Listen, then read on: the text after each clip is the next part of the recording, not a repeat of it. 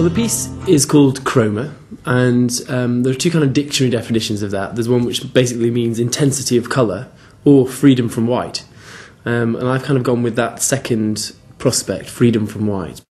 What we've tried to do in the piece is create a volume of space with the architect John Pawson, in which the dancers provide kind of like a graphic sketch, a relief from this sense of white. So that's where the name came from. I'm just going to count that last day. Just mark last day, but what I want to see is that this piece has been quite strange for me in that normally I start with a very heavy concept and then get the collaborators that I want to work on developing kind of the internal mechanisms of that concept and really exploring it and testing it and provoking it. But I started this process with two very different kind of approaches. I'm a big fan of John Pawson's architecture and had always wondered how he'd been able to reduce elements to their kind of their purest form, to the essential, if you like.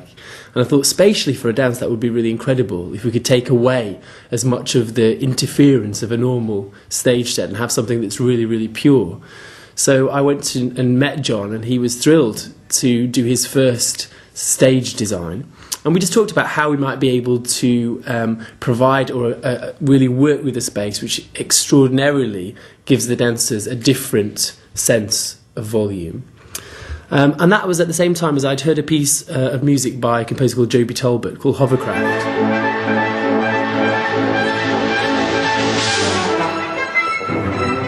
Mc Gregor initially came to me, and he was interested in choreographing a piece of mine I'd written for the Kensington Symphony Orchestra called Hovercraft, which I did last year, 2005. But his problem with it was that, much as he loved it, it was only 5 minutes long. So we had to find a solution to that little problem. And I think initially there was all kind of ideas sort of sloshing around about what other music might be used. But I played Wayne some of my other music, some of my chamber music that I'd written at about the same time, and also some of the arrangements that were works in progress that I was doing of tracks by the White Stripes for this album Aluminium that's just come out, and he really kind of fell in love with some of that music.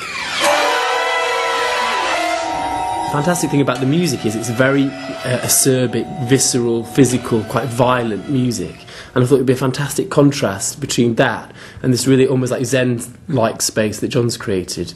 And so those two influences started the process early, so I already knew kind of what the temperature of the piece was going to be before I started in the studio. And that's unusual, because I say usually I start with nothing and start with creating the choreography from which design elements or musical elements emerge.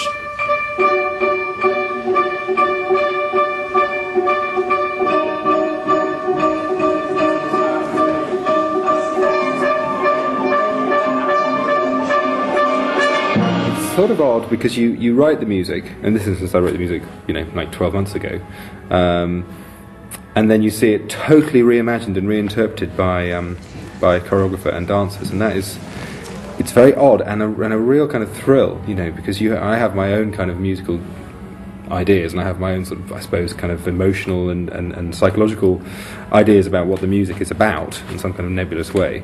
And it's interesting to see that those ideas bear absolutely no relationship to somebody else's ideas who is equally getting something out of the music and enjoying it, but they're in a totally different way, and that's quite interesting, quite sobering.